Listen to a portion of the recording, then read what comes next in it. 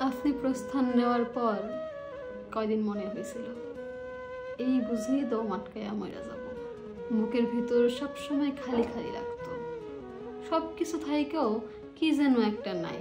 মহাসমুদ্রে ডুবা মরা নাবিক পানির পিপাসায় মরছে বললে আপনি হাসবেন, অথচ আপনি চলে যাওয়ার পর আমি মরছি এমন কইরা। শতাধিক মানুষ ভিড়ের মাঝেও একাকিত্বের মরা।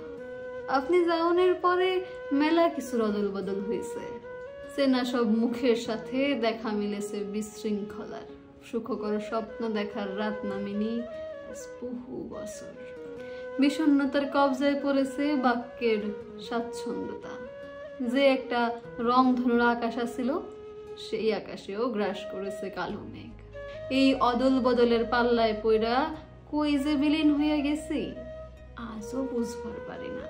মাঝে মধ্যে মনে হয় আপনি বলতে কেউ ছিলই না আমার কখনো, আমিও ছিলাম না কোথাও।